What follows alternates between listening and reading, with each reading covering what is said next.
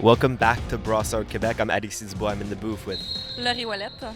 And coming to you in a few moments, we're going to have the Division 5v5 competitive final opposing Braves and Raw Dogs. So in the game right before, we saw James Drysdale take a hit to the back. One of the first questions going into this game between the two top teams in the division is, will James Drysdale, one of if not the best receivers in FPF, be good to go for this final? For now, we can see him on the field, however, so we'll see how it goes.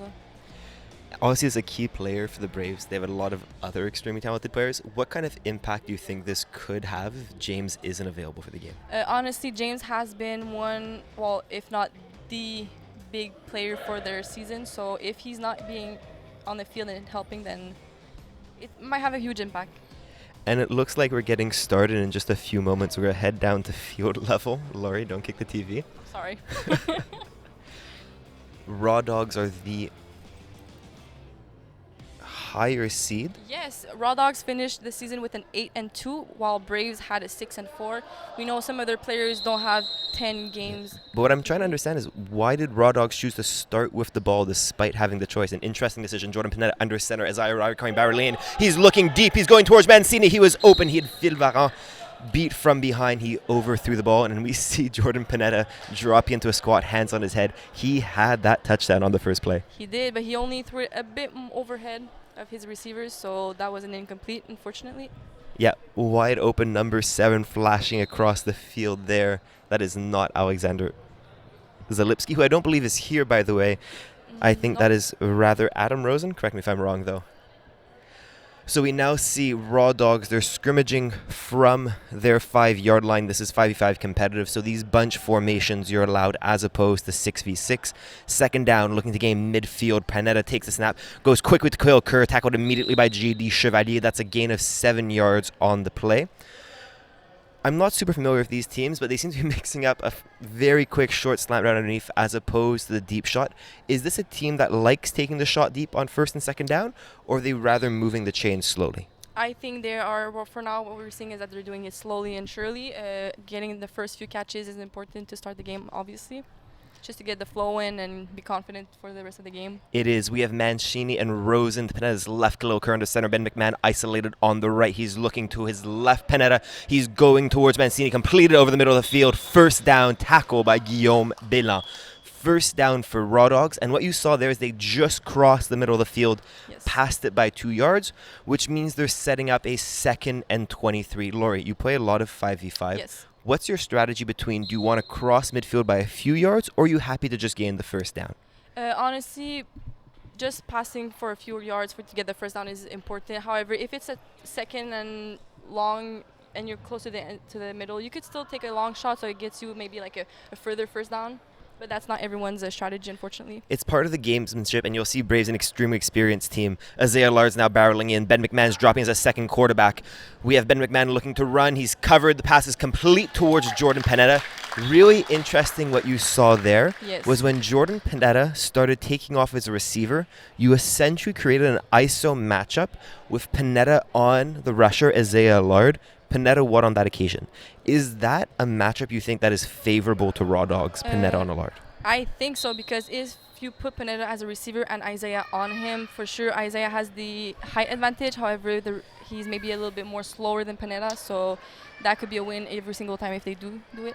It's interesting. It's something you can actually... Scheming 1v1 matchup, something that's always interesting in FPF, and it's very rare you scheme a 1v1 with the quarterback against the rusher, but it seems like a viable option. We now have second down. Pineda a bunch to his right. He's looking towards his left, flips his hip towards the back of the end zone, and that ball sails roughly 10 yards over the head of Ben McMahon. Yeah, very overhead. Throwing that ball away. I think, in all honesty, not much open there. I was about to say that. I think he just threw it away because he knew it was a close call for the sack. It was. Isaiah Lard was barreling down. Yes. An interesting matchup to keep an eye out on is Isaiah's the best rusher in FPF at getting in passing lanes. Yes. That being said, he'll be the first to admit that if a quarterback wants to take off and run, that's not his specialty. There's nothing wrong with that. Do you think Pineda would be able to buy time on Isaiah? I think he could. If he starts scrambling back and forth, for sure Isaiah can follow him, but he's always going to have a little bit of an upper hand, Pineda. So Third down now coming up. We're at the 5-yard line. A bunch formation. Brisebois flex to the right. Pineda takes the snap. He's looking towards Brisa. He has Mancini open at the back of the end zone. The pass is dropped. Farran was right there, Yeah. but he could not hang on. A pivotal fourth down coming up. We see Ben McMahon entering the game, Brisebois coming out. Are you expecting a double QB now with McMahon in the game? 100%. It's an advantage for them to have a couple QBs on hand, just like the Braves. However, Ben McMahon has experience with that team also, so for sure double QB is going to come in play right now. So we'll see. It is a 4th and a couple yards. 4th and 5, fourth Yeah. and goal from the 5-yard line. I think it's very crucial for them to have it right now, so it sets the tone. 100%. But if there's a drive where you can get stopped, it is the first drive. We have McMahon on the left. Panetta under center, hands it to McMahon, who looks towards Mancini. Touch! Sorry, that is Adam Rosen, number 7. We had a Yes. number change. Touchdown, Rosen. 6-0 lead. An interesting play, handing that ball to McMahon. The double QB strategy Yes. paid off for Raw Dogs. Could be very confusing for the defense because there was a lot of things happening at the same time in a short amount of time. So good for them for catching it. He did not drop that one. He didn't. He could have had it on 3rd down. Yes. It wasn't an easy catch, but a player of the quality of Adam Rosen, you'd For expect sure. him to make that catch. You touch it, you catch it. Exactly. And I think he touched that one with 2 hands. This one he'd want back. He made up for it on 4th down. Yes. 4th and 5, you expect the offense to score. Yes, for sure. Interesting. Now, Laurie, they're going for 1. Not Yes. the decision I'd make. Going for 1. Nope. With Rosen, we see that Khalil Kerr takes a fall. Isaiah Lard has the sack. A lot happening there. So I think when Kerr fell down, that disrupted the play significantly. For What- sure, and we know that Isaiah was there, and Panetta did not really scramble, so that gave Isaiah the opportunity to sack him. I think Kerr would have popped open if he didn't stumble down. For sure. That being said, regardless of not getting the convert, that kind of thing happens. I don't like the idea of going for 1. Braves are very comfortable going for 2, and Laurie, here course. we see James on the field. Yes. Let's hope he's all right. A fantastic guy in addition to being one of the Hopefully. best players in FPF. I think, well, he missed half of the other game before, so hopefully he came in back strong. Hopefully it's fine. Hopefully he's all right. Having played with James, a fantastic team and a great guy. For sure. We see him stretching out. Let's hope he's all right. It looked like a nasty fall he took before. It is 6-0 for Raw Dogs. Braves with their first drive of the game. Pierre Saint snaps the ball to Joe Maurer, who completes immediately to Chateau Vert, who is perhaps held, perhaps not. Either way, it's a Nothing's gain called. of 10 yards. Was that Ye- holding? I mean, he held onto the jersey when he went down, but they didn't call it as a flag, so You might see that call in Division 6. In Division 1, I think they'll Yeah. let them play a little bit. No one's upset about that. ben no. So we now have 2nd and 7. Interesting time to perhaps take a deep shot. If James was at 100% here, that's where I would be looking. For sure. Let's see if they get him involved in the game. We have Chateau Vert next to Pierre Saint. Pierre steps out to his right. We have now looking towards Emile Maurer to Chateau Vert. The connection is there. 2 Yeah. for 2 for Maurer to Chateau Vert. First down, Braves. So they did take a long shot, which was the way to go for a 2nd down. They had plenty of time if ever they missed it, but they did get it. I think that was definitely the right call. It's what we talked about before. Braves are the most experienced 5v5 team, not only in FPF, but in Canada. Yes. So they're going to take advantage of that 2nd down scenario to stretch the ball a little bit deeper, to go ahead and try to not just get past midfield, but set up now a 1st and manageable, which is exactly what we have with Maurer flashing a stance, catching the ball, back to Emile once again, but this time only for a gain of what's counted off 1, 2, 3 yards. Yes. So it's a short game, but however, they're still close to the end zone, so And that's what it permits you to do on 1st down there, right?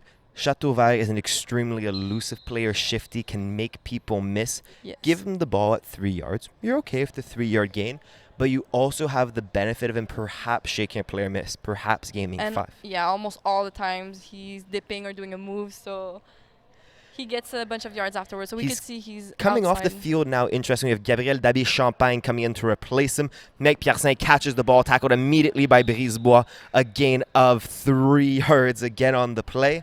This is where you see the savvy of Braves. Because they took the deep shot on 2nd down, getting the ball at the 10-yard line, they can now methodically march the ball towards the end zone.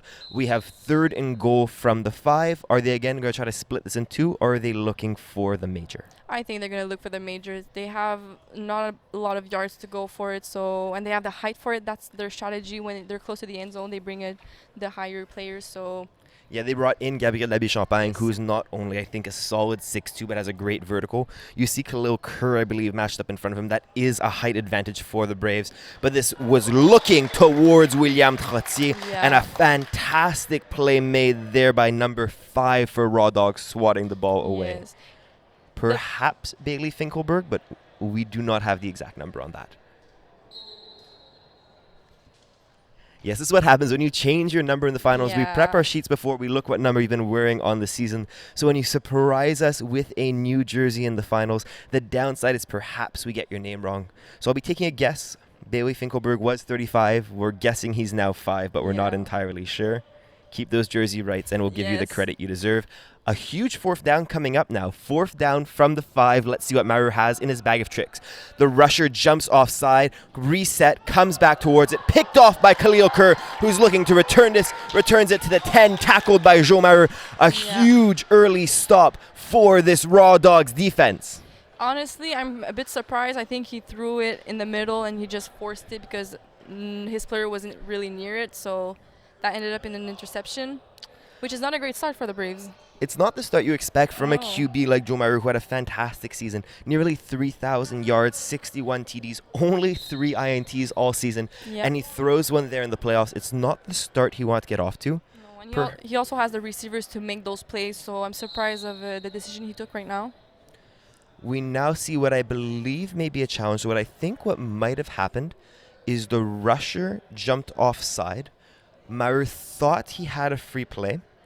The refs claimed the rusher reset.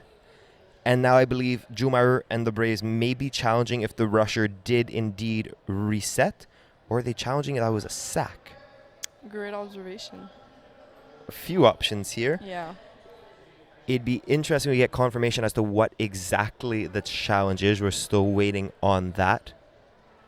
We have Walter Berry here going up. We're wondering what the challenge is. Walter didn't hear me, so we'll stay waiting for now. Nonetheless, it's still an early challenge, we could say, early on in the game, so it could go either way. What do you think about challenging early in the game? I know in my 5v5 final, I think we challenged on the second drive. We lost it, and then we didn't have any challenges left in the bag. Is this such a pivotal play it's worth the challenge, or you'd rather hang on to that for a little bit later? I'd rather hang on to it a little bit later because you never know in any crucial moments, unless you're 100% sure of the call.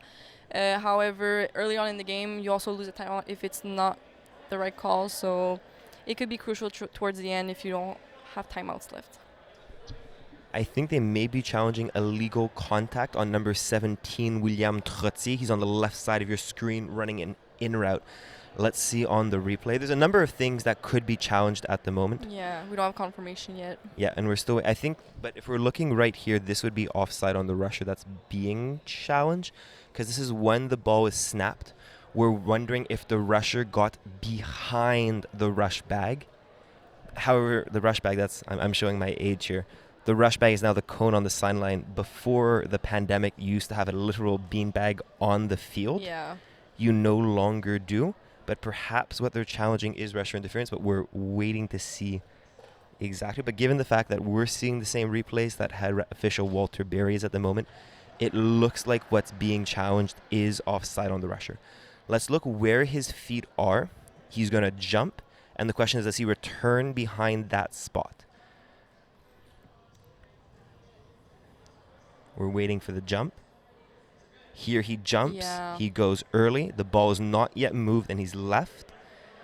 He plants. His foot is there near the white line. The ball comes up.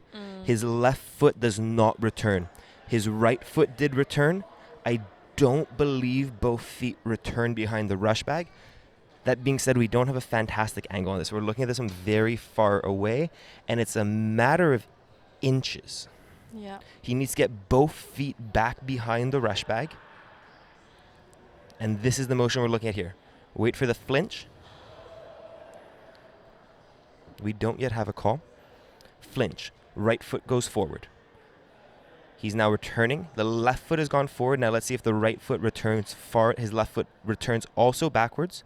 From this position, if we can return half a second to one step previously, it looks like he has both feet back behind the rush line. Yeah. He gets his right foot jumps and his left foot jumps, which means both points of contact with the ground need to return behind the rush line. First, the right foot returns, then the left. An important distinction here, and I'm relatively sure on this, not being an official myself, is that you don't need to get your entire body back across the line, but only your points of contact with the ground. The same way you can lean across the rush line, as long as your feet are behind. If your feet pass the rush line, it's only those feet which need to return back behind. Yes. So if the challenge is not correct, then they lose a timeout, which is Major. Yeah. That being said, I think what may be the case here is I don't think they're going to win this challenge. No. But I don't think we have conclusive video evidence either way. Yeah. In the eventuality of an inconclusive challenge, meaning we don't have an angle to confirm or deny the call on the field, it's not considered a lost challenge, so they'd retain their challenge and their timeout since it's inconclusive. Okay. So that could be an option, if ever. It's essentially our way of recognizing we don't have NFL level productions, despite this being a fantastic roadshow. Let's see here. I get one more look at this. Look where his feet here are originally. I was going to say they're near the shadow on the field. However, that might be his shadow. His shadow would move. So you're going to see he's going to first flinch before the ball moves.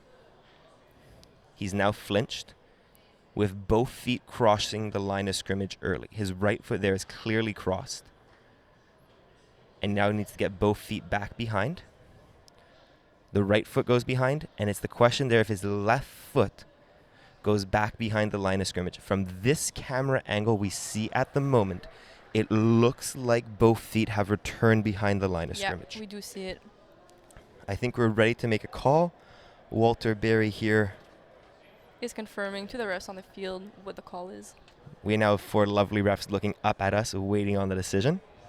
We do not know what it is either, but it's being communicated as we speak. A pivotal decision here, which will differentiate between a 5-yard penalty repeat 4th down or an interception by Khalil Kerr return to the 12-yard line, giving the Raw Dogs an opportunity to take a 12-0 or 14-0 lead. Still waiting on the call. We have all the time in the world. We don't know. It's extraordinary. We recognize it's extraordinarily close. Again, I don't know what the call is. Since it is so close, I think the ruling on the field should stand. Yeah, from what I heard, from what I understood, it's that the feet did move, but his body did not. So that is very, very tricky in that situation. So the call is going to be at the discretion of the ref. So, we are at shoulders and head did not move. So I don't know the answer here. I'm not sure if shoulders and head need to get back behind. What matters is your points of contact with the ground. Offside rusher. It was indeed offside on the rusher. So they did win the challenge. And it was a fantastic use of the challenge. That's why I think it was a good call. Exactly. That was a hugely pivotal play. Yes. We are now resetting 4th down from the 2-yard line. Another chance to score and tie this game up at 6. Yes, so the call on the field was overturned. Are you surprised? A bit, because it's very tricky, like in this situation, because the rusher was very close to it. However, it was a good decision nonetheless. It gives them the Brave the opportunity to tie the game. And now we see a bunch. Maurer under center. Catches it. He looking towards Drysdale. Not open. Instead goes to William Trottier at the back of the end zone. Touchdown, Braves. The challenge paid off. The trickery paid off. This game is tied up at 6. We see J.D. Chevalier come into the game for what I would presume to be a double QB or even the famous Brave triple QB scenario. Yes, because they do have a lot of people that can act as a QB, so we'll see how that plays off. In the game before that, they did do a couple of plays with 3 QBs, so... They did. What surprised me in 5v5, right? You're obviously 5 players in 5v5. When you're dropping QBs, that means 60% of your team is in the backfield. Exactly. You have less receivers than quarterbacks. It's not normal football etiquette. But let's see here. We see William Trottier dropping back as a second QB. The ball's going towards James Drysdale. That's swatted away at the last second. Yes. A clean play. And it's nice to see Drysdale coming out of that one without injury as well. For You're sure. worried about those bang-bang plays after a player just took what looked like a relatively nasty hit to the back. Of course, and honestly, James was there, but his defender was also there. That's why he patted the ball down. So that was a great defensive play right there. A clean play by number 5. The question is, who is number 5? Yeah. Perhaps Bailey Finkelberg, but I'm not entirely sure. Yeah. The game is tied at 6, 8:40 on the clock. Panetta in the center. Azalard barreling in, going deep again towards Mancini, and it is caught for the touchdown. He had Phil Farran beat by a step, and sorry, that is Adam Rosen, 4-6. Getting behind Phil Farran, perhaps the fastest player in FPF, is no easy challenge, but Adam Rosen was able to have him turn his hips the wrong way and beat him burst for burst. How fast is Adam Rosen?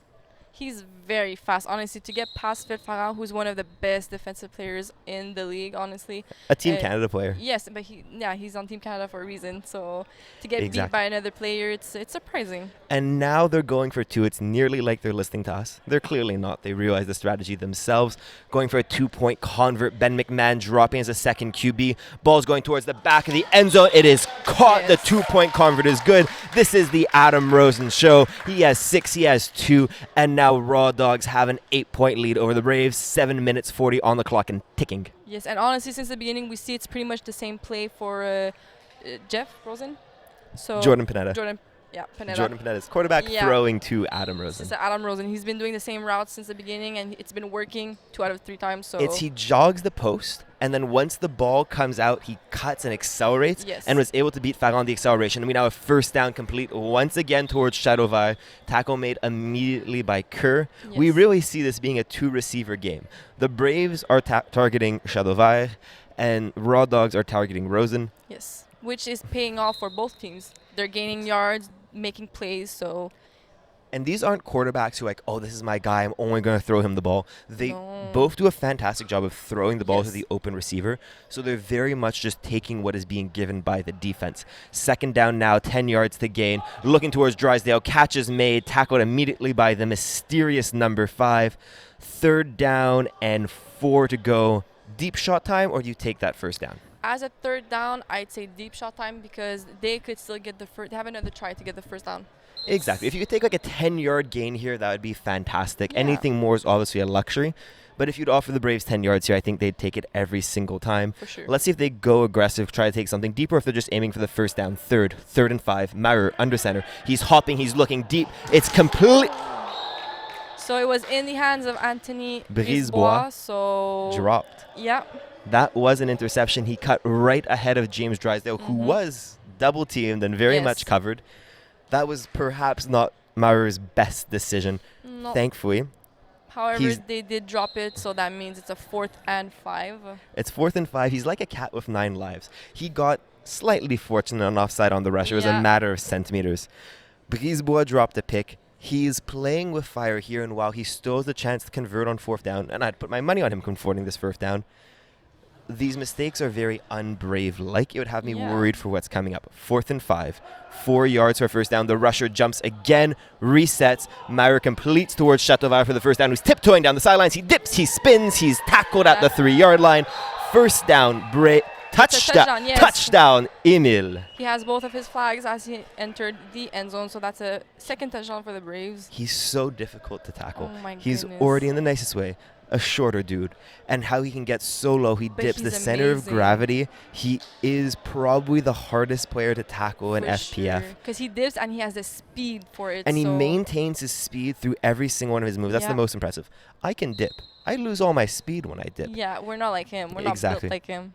Our friend Iggy patented what I call the butt drop dip, where he just essentially busted a squat and he lost, I'd say, 80% of his speed. The players who can continue going at full speed through those moves are extraordinarily impressive. We yes. see 2 quarterbacks here, complete towards Drysdale. Yeah. The 2-point convert is good. It's a tie game. 4:33 on the clock. 4 Yeah. minutes 30 seconds plus pro clock. How many more possessions are in this first half? I think at least one for each of the teams, and when it's gonna come down to the pro clock, one team that has the ball at the beginning might try to use that whole 2 minutes. So it's a matter of time who gets the ball for the pro clock. And who can milk it. Both these teams, I think, Braves, the time of which they're comfortable to score is between 15 and 20 seconds. That's what they For need sure. for a touchdown. I'm not sure Raw Dogs have an exact. We see here Mancini running a fly over the middle. It was Rosen running a fly over the middle of the field. Farrell dropping with him. And then Pineda was looking towards Daniel Mancini on the sideline, slightly overthrown. Clock is ticking. Second down. That time Farrell was following the fly. Yeah. So that was a drop. It was a drop. It was a ball that was high and outside. It It was. could have been snagged. Mancini I mean, he had one hand on it, but it wasn't enough to secure it. Mancini is a fantastic receiver. 24 receptions on the season, 357 yards, 6 touchdowns. So clearly a player who has the capacity of bringing that one in, but was not an easy ball. Pineda could have made that a slightly easier catch. We're now looking towards Ben McMahon, a drop. 2 balls that could have been caught, now setting up a third and long. Yards need to be gained on this play. What are you dialing up if you were Raw Dogs? With 2 tries left, I'd say just do half-half. Go the safest way possible. Because if you throw in the deep end, you know the defensive players from Braves are going to be there. So just play it safe. That's a terrifying secondary. You're staring down Guillaume Bélan, Phil Ferrand, JD Chevalier, and Gabriel Dabé-Champagne. That is scary. There's no one you want to pick on there. Absolutely not. They're amazing We have players. Farrand hiding behind Isaiah Allard. We have now Rosen again going deep, looking towards Ben McMahon, overthrown. We had multiple open targets there. We had Ben McMahon with a step on JD Chevalier. We had Adam Rosen behind the Braves secondary. Missed both. Yeah. So we see that they took a long shot. That means it's a 4th and long once again. So that means they're forcing themselves to throw long once again. I'd expect to see Ben McMahon here drop as a second QB. Yes. He's a fantastic quarterback in his own right. Yes. He has the Ken's- speed also. He has the speed. I wouldn't expect him to see him running it on 4th and 20. Yeah, it's even a though- long way. Oh. Something's up. Something has happened. What has happened? We're not entirely sure. No. Could this be a challenge? I believe we have the offense challenging illegal contact. We both hear the same? I heard challenging contact on the. So you have to challenge contact on a specific receiver. Yeah. I have to believe they'd be challenging illegal contact on Ben McMahon as he run the wheel route. As a Yeah. defender myself, a very common move is as the receiver is going from that slant out, turning it up into a wheel. Yeah. It's very easy to get a little grab of the jersey. And Not to that I'd be in his ever do way that. Also. I mean, it's Never. part of the game, so if you don't get caught. Exactly. And that's the issue because you're used to not getting caught on those kind of plays because Yep. 99% of FPF games are played without video replay. For sure. Only the finals. And now let's see. So McMahon is running an out. And Yeah. now he's going to turn it up. And we're waiting to see here if there's any form of illegal contact. Mm. Oh, unless they're challenging illegal contact on Isaiah Allard, contacting the throwing arm of Jordan Pineda. We'd have to see. But there's nothing at the end of the play No. whatsoever. The wheel route is completely clean. For sure. And Guillaume Bélan was there at the beginning. He didn't necessarily put his hands on him, so. The only thing I can see being challenged here would be contacting the quarterback. Let's see it again. So it's Isaiah who will be coming in, a fantastic rusher. Yeah. He's made his living getting hands in passing lanes. Yeah, And I think that's what we're it's- zooming in on here is number 27. And let's see if his arms contact the throwing arm of quarterback Jordan Pineda. So keep an eye on Isaiah's right arm. It's going to elevate just about now as he tries to get in the passing lanes. And let's see if these hands collide. Mm. I think it looks like, or is he jumping into him? Is that perhaps the call? I don't see Maybe. anything there which conclusively overturns the call on the field. Yeah. That being 'cause said, I've Raw already been Dogs would wrong call it, once right? today. Yeah, Raw Dogs, yes. The Braves are not challenging that they ran. No. No. They used it once and they were successful, so that means that they do have another challenge, The right? Braves do have another challenge, their final challenge still in their back Yes. pocket. And they did not lose any timeouts. So what it looks here is the throwing hand of Jordan Pineda may, in the nicest way, hit Isaiah Allard across the face. It's not Isaiah who hit Pineda. No, and you cannot contact the throwing arm of the quarterback. No, because That that's being a said, penalty. If you are hitting the rusher in the face, I'd have a hard time seeing that being called a penalty. Yeah. Especially if there's no follow-through contact. Exactly. If that leads to you coming through the quarterback, making contact with their body, but this is a hand grazing Isaiah's. And I don't think the Raw Dogs would call that because it's not against them if they So hit Isaiah. I think what's frustrating here is that this is a play which, seen live, and if you're the quarterback, you feel that contact. You feel my hand hit something. Thereby, there must be a call because you cannot contact my throwing arm. For sure.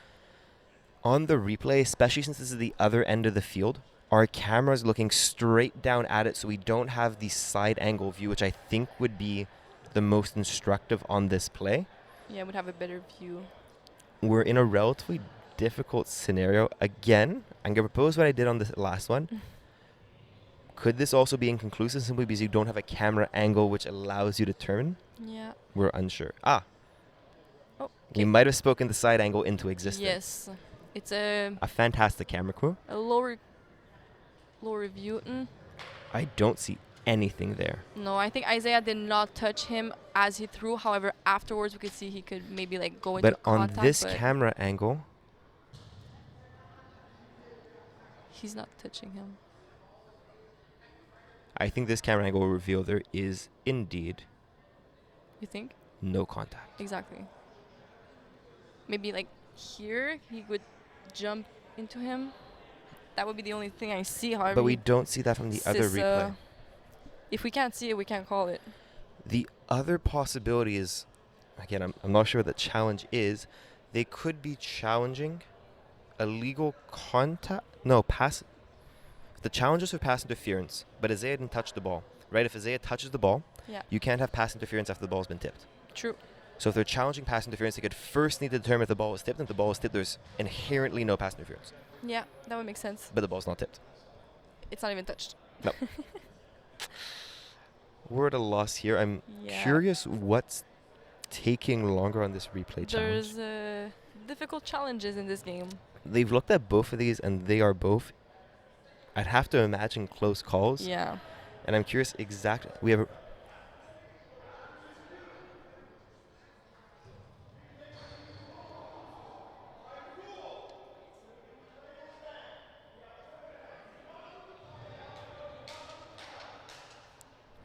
the play stands. Yeah. So we're curious if that was an inconclusive challenge or simply the call on the field stands.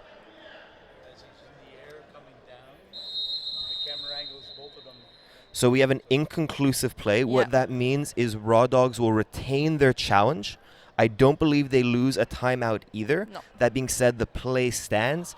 It's perhaps a compromise scenario, but let's remember we have a pivotal fourth down coming up. Ben McMahon to the right, dropping as a second quarterback along with Jordan Panetta, who's throwing it deep towards Mancini. It's intercepted by Gabriel Dabe-Champagne. First down, Braves. Yes, we can see how hyped up they are, which is very crucial right now. It is a 14-14 tie game. So giving the ball back to the Braves is really important right now. A minute 54, you expect the Braves to score here. Mancini, a fantastic receiver, but Dabe-Champagne is not the player you want to try in the air. Dare I say he'd win just about every single aerial duel on this field. Now, something to also remember, a minute 54 on the clock. Yes, Braves want to score, and they will start the ball in the second half. Yes. Raw Dogs might regret choosing to start the ball in the first. However, they want to score in a minute and 53 seconds. Because if they leave any time on the clock, Raw Dogs will have the opportunity to tie this game up. Yes. I'd expect them to play relatively conservatively here, and that's exactly the opposite of what they're doing. Complete touchdown, James Drysdale. Don't listen to me. Touchdown. They take the lead 20-14. However, could that have been too quick? I think so, because now I think that Raw Dogs are going to milk the time down, so that could be good and bad for both teams. So I think it was maybe too fast of a touchdown. Because in a world where the Braves score with a few seconds left on the clock, they then take a one-possession lead going into the half, starting with the ball, thereby have the opportunity to extend that one-possession lead into a two-possession lead. Yeah. Which is, it's 5v5. It's not insurmountable, but is difficult to overcome. I'm surprised they took the deep shot there. Nonetheless, a fantastic catch, a fantastic throw from Maurer to Drysdale. Now going for the two-point convert, caught by J.D. Chevalier. Yeah. Thumbs go up, the two's in the air. It is an 8-point lead of a minute and 48 seconds on the clock. Now, Raw Dogs, in theory, should take their time, but people have Yes. not been listening to us. No, for sure. I mean, I don't think they're hearing us also, but with the time being left, I think they're going to milk it down. And if they do end up scoring at the end of the half, that would mean it would be a close call. So it would end up being tied at the halftime. So From an observer perspective, what I would love to see here is a touchdown using the entirety of the clock that would set up a second half starting tied. Yes. Braves starting with the ball would set up for a very interesting second half. We'll see what happens here. A minute 48 seconds. Raw Dogs looking to burn some time and score a touchdown. Panetta is going underneath towards Khalil Kerr, tackled inbounds. That is what I was expecting from Braves. Yeah. There is no rush. They're going to let some time drain here. yeah, I think they are going to drain some time. As we saw, they did not go out of bounds. That means the clock is ticking down in the pro clock. So with under 1 minute and a half, I think they have a good chance of milking down the time and scoring. Completely agreed. So a reminder, in the pro clock, time will stop on a first down and will stop on an incomplete pass and if the player goes out of bounds. Ben McMahon dropping the second quarterback. Pass goes to Ben. He's looking back towards Panetta. He's taking off, running. He's sacked by Guillaume Bellin, who punches the air. That's a huge play. Third down and very long. And now time becomes a factor. We see timeout. Raw Dogs. Did they need to call the timeout? I don't think so, because it is a sack. The time does stop. No? Time runs on a sack. Oh, my bad. But yeah. That being said, a minute 3, that leaves them I mean, they're the ones who called the challenge earlier, right? So they did lose. No, No, since the challenge was Inconclusive, inconclusive, they kept it. And did they not maintained lose. their timeout. Okay. I'm relatively sure of the fact. We could be wrong. So they do have one more left for the rest of the game. Yes, because what's important, timeout management in finals is so important because you Yes. need timeouts for onside kicks and you need timeouts for challenges. Yes. What that means is timeouts are no longer timeouts and they really should only be used For your for advantage. special effects, we'll Yes, call it. exactly. Third down coming up. McMahon comes off because Buck comes on. Panetta from his 5. Isaiah coming down. Complete towards Khalil Kerr. Tackle is made inbound. Time running by Guillaume Bellin. Yeah. We are around here.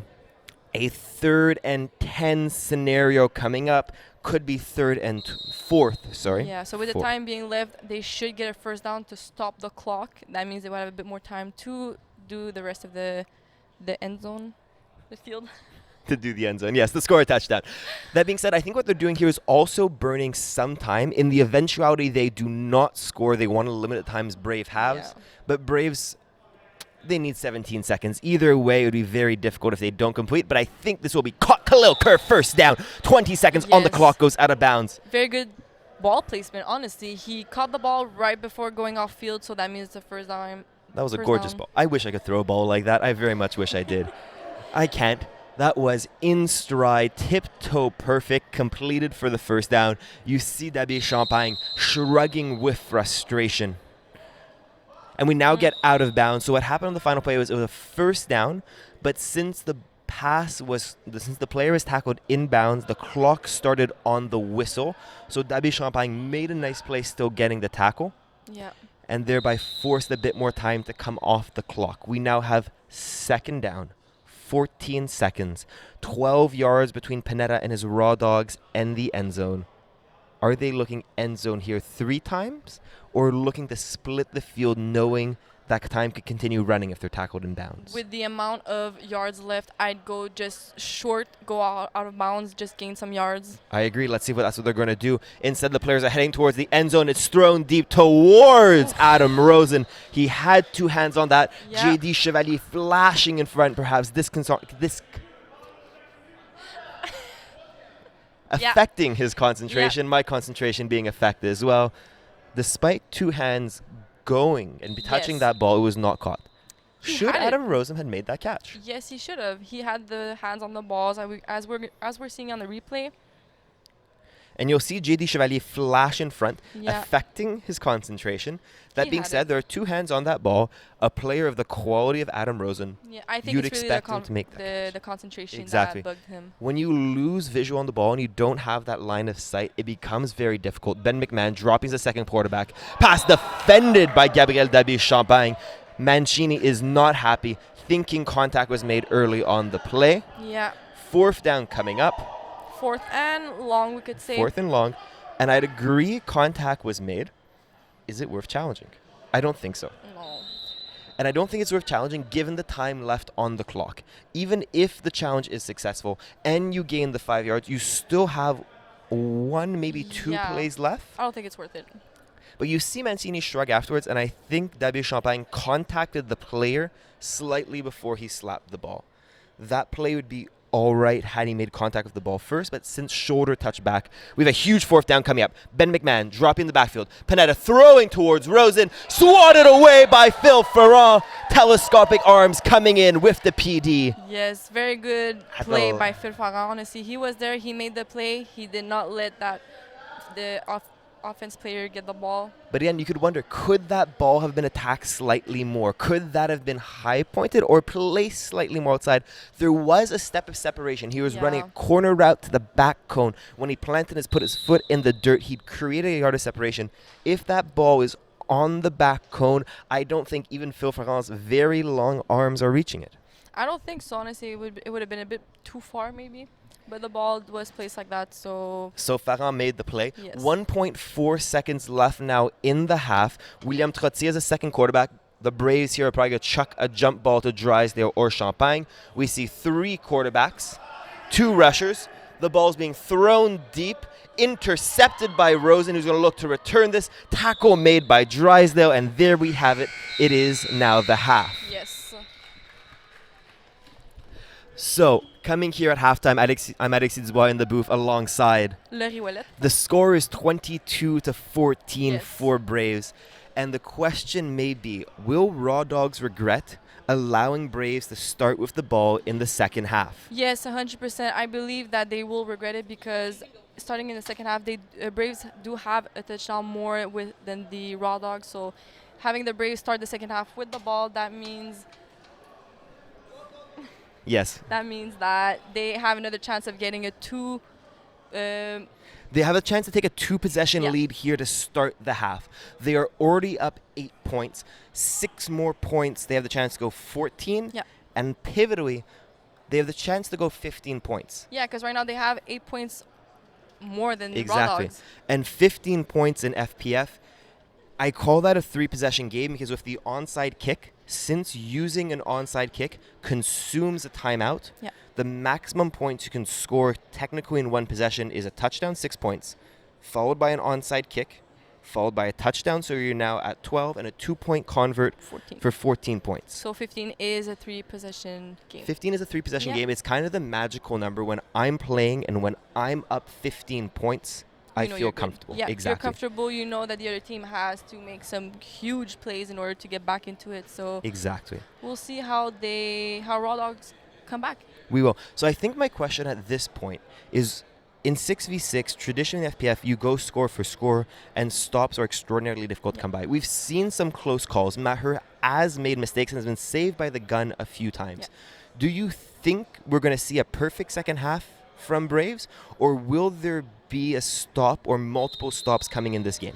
I think Raw Dogs are going to have to come in hot and try to stop them. So they're going to have to adjust a little bit of their strategy on defense to be able to have at least one stop for the Braves. Because if you don't stop the Braves, at least for one, then my chances are that they are going to score on every drive that they have. So You need to force that turnover, but given the mistakes we've seen in the first half, I don't think it's unreasonable to expect one mistake out of the Braves in the second half. yeah. This is a back-to-back game for them on Yeah. a hot, humid day, as we can Yes. tell.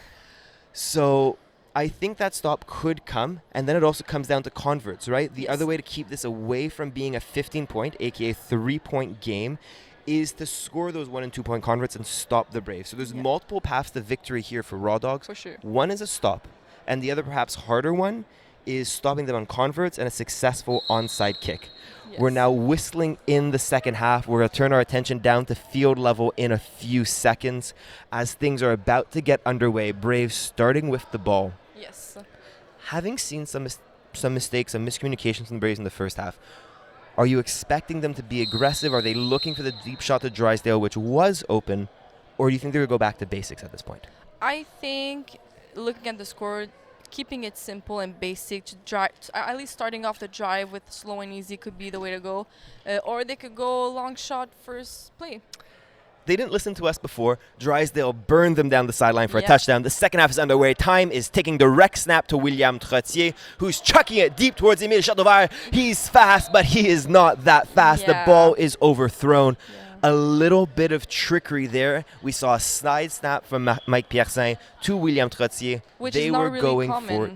No, it's not, No? but it's something pretty much only the Braves do. Yes, because they are used to it with the other tournaments that they do in the States. Exactly. However, They so have the experience, and this is one of the ways where they show that experience. yes, because over not others. every team has the competency to do that, or they're used to it, so they're not gonna try it if they don't know. Especially in a final. You don't want to look silly on television. No. And that's what we have here. A live broadcast coming to you from Brossard, Quebec. Braves up 22-14. Mayer with the ball, completing to Mike Piercin. Tackle made by Mancini, but not after a gain of 8 yards. Yes, he tried to dip. However, the defender did get the flag. So So I remember when the dip first came into FPF, it was, for starters, the coolest move. If you could dip, you were the bomb. yes, And it would just about guarantee a missed tackle. You're Yeah. now seeing in the higher levels, the dip is expected, and it's not creating the same miss rate as it no, once did. everyone is pretty much used to it because a lot of people use it a lot, so people know when to expect it. And and you're they know what to changing do. the way you're tackling. Yes, The good old days when the dip worked 100% of the time. Back to Chateauvert. The ball thrown perhaps a stride behind him, Yes. but that's a ball that should have been caught. Another Yes. uncharacteristic mistake. no, for sure. And like you said, I think the ball was a bit behind him. That's why he had to turn his body a little bit more in order to make that catch. So he did fumble it a little bit, but however, I'm not surprised if they come back with another catch.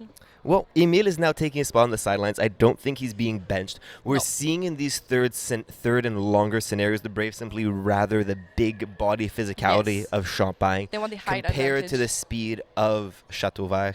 You don't have two more different players, by the way. Third down, we're looking across the middle of the field. The tackle is attempted to be made. Drysdale's dipping and spinning and is being grabbed left, Yeah. right, and center. There is laundry on the field. There is a first down.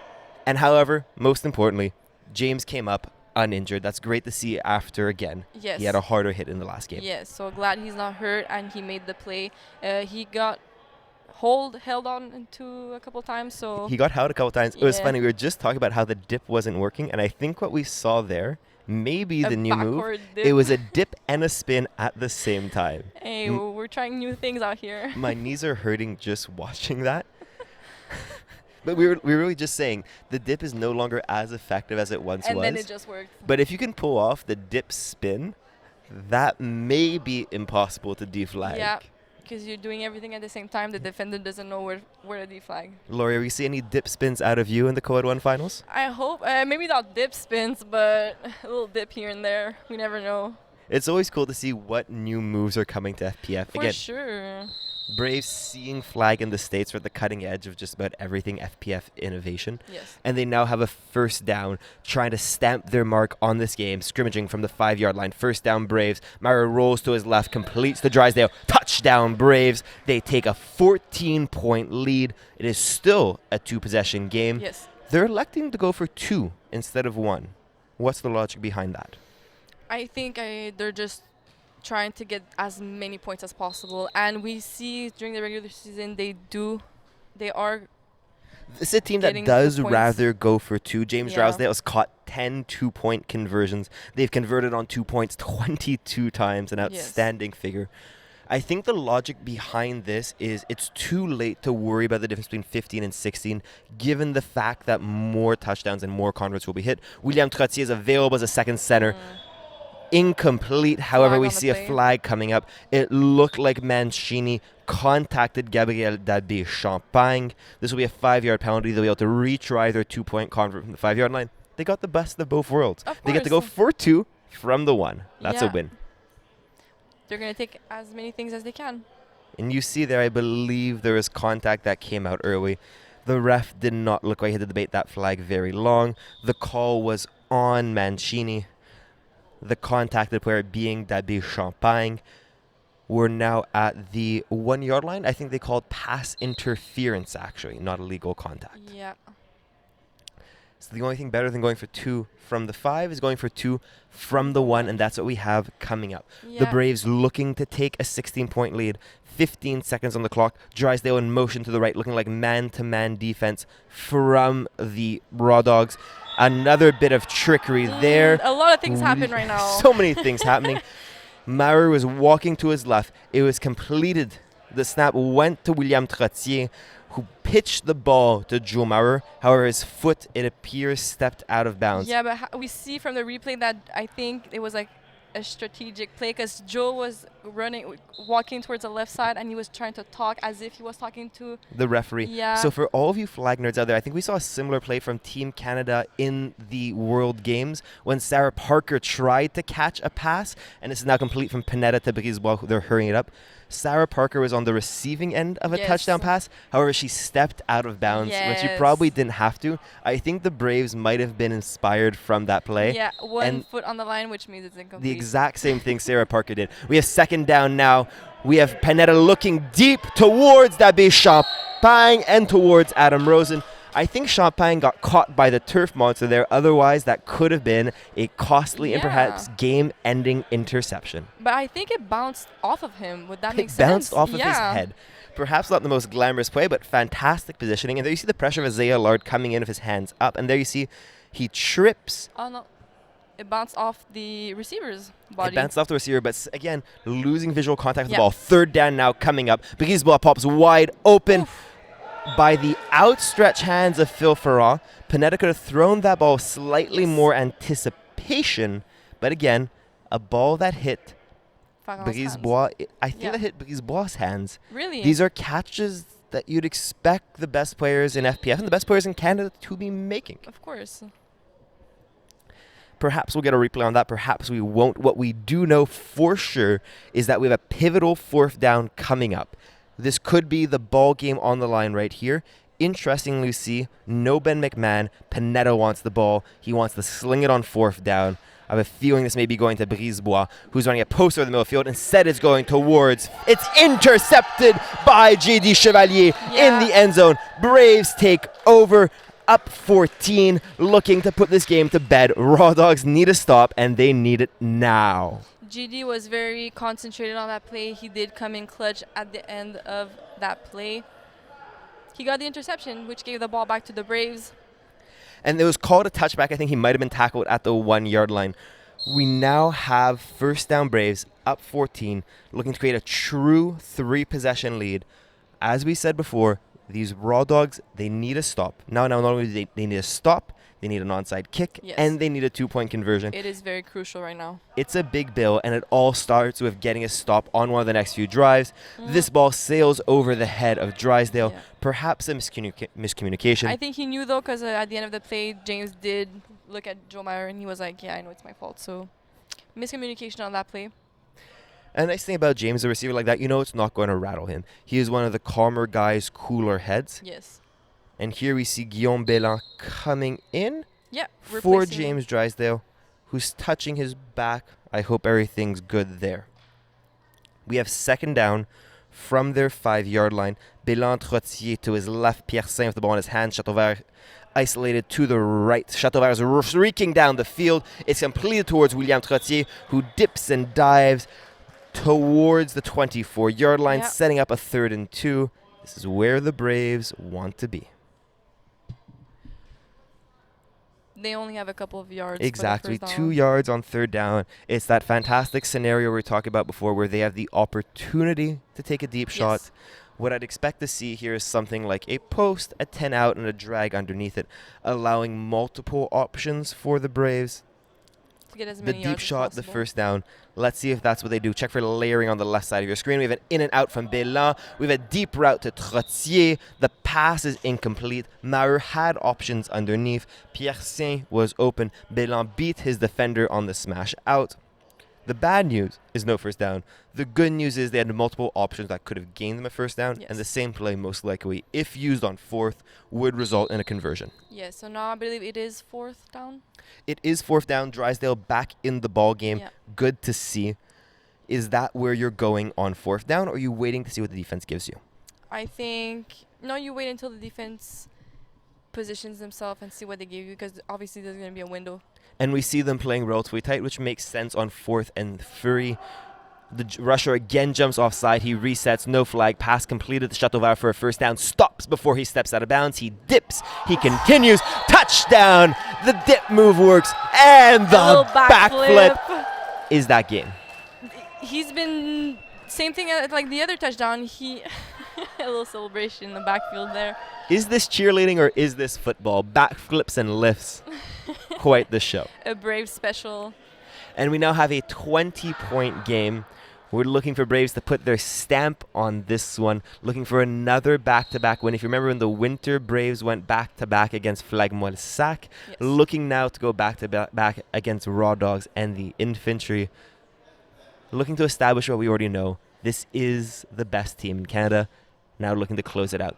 2-point conversion attempt. William Trottier receives the pitch. A second QB. Maher running towards the back of the end zone. Pass towards Maher. Touch! Yes. 2-point convert. This time Joe Maher didn't step out of bounds. Quarterbacks, that is how you catch a pass. They do that pretty often. They like to throw it to a second QB, and then Joe Maher starts to run, which most likely is working most of the time. What it does is there's some ways in FPF to create a one-on-one man matchup. Yes. The most classic one is a wheel route. However, the quarterback taking off running creates a man matchup between rusher and quarterback. Yeah. In that occasion, you had a height mismatch. Maru was significantly higher than Raw Dog's rusher and easily elevated over for the 2-point conversion. Raw Dogs now need to hurry up. Pass completed towards Kerr, who tries to dance. He makes Farran miss. Finally, tackle is made by Bellan. 8 minutes on the clock. 15-yard gain, second and short. They need touchdowns, and they need them in a hurry. So, 8 minutes, time is ticking. So the combination here for Raw Dogs is a touchdown, is a stop, and is an onside kick. They need all three of those things, or they need some unlikely combination of 2 stops. Their best bet here is stop and onside kick. We have Panetta, who tries to escape. You're not getting away from Isaiah Allard. I think the mistake there is Panetta let Allard get too close. While Panetta might be quicker than Allard on his first step burst, once you're in that close with Isaiah, he doesn't miss flags, and I think his arms are roughly 6 feet long, so it's very hard to get away from him. And he stayed in the pocket. Well, Panetta stayed in the pocket, so that means it's a bit. He didn't scramble a lot, so he Isaiah made was Isaiah's there. job easy. Yeah. Isaiah hasn't got his hands on any passes, but it has also taken away the middle of the field from Panetta. And we're now setting up a 3rd and long. Not only a 3rd and long, but time is ticking away on this Raw Dogs championship hope. We have Rosen flashing over the middle of the field. We just said there are no passes contacted. Isaiah got his big mitts on that one and so watered it down. We had to mention it for it to happen. Exactly. And we see his daughters celebrating in the stands. Great to see. Yes. We now have 4th down coming up. We said it was game before, but this is once again a make or break 4th down. Ben McMahon coming in, expect a double quarterback. The only path to a Raw Dogs victory runs through a 1st down conversion on this very play. So it is a long way. It's quite long. I think we have 12 yards here. Yeah. What's always interesting to me as a quarterback, perhaps one of the more important plays of the game, and you're going to put it into someone else's hand. Ben McMahon drops back as a second QB. Rosen is running a wheel route. The pass was towards Mancini. Gabriel Dabi-Champagne breaking on that one at breakneck speeds. Incomplete. Turnover on downs. Braves take over.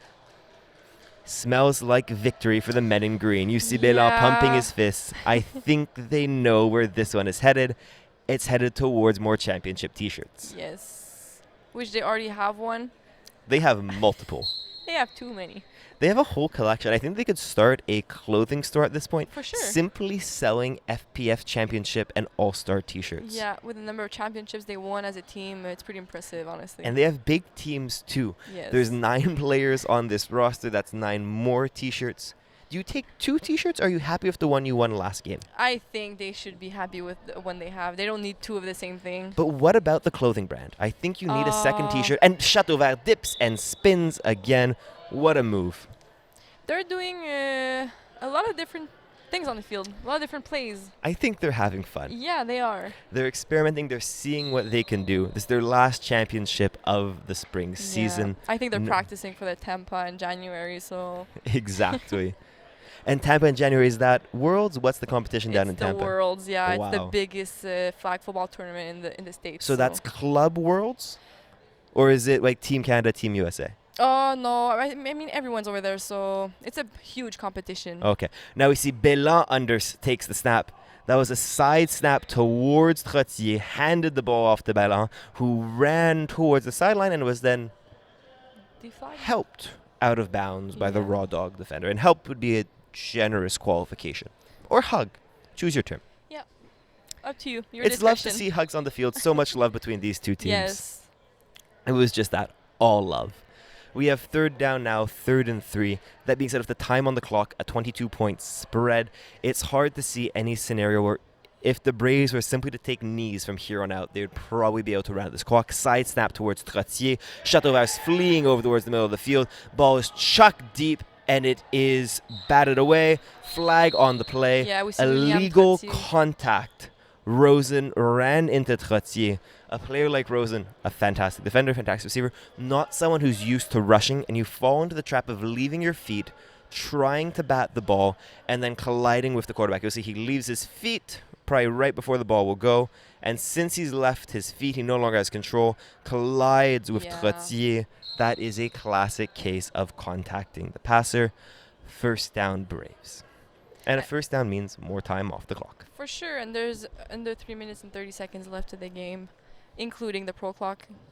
And we could see it's a big difference between the points. And since the spread here is more than 15 points, time will continue running through the pro clock. Chateauvert takes the snap, pitches it towards Trottier, who's now dancing before being tackled. Yes. Another 5-yard games. It looks like Braves are playing backyard football, They're having fun with it. and I'm not entirely sure why Mauer's on the field. He doesn't seem to be throwing the ball anymore. I mean, I understand why William Trottier is getting the ball. He's a very shifty player. He likes to move those hips, so yeah.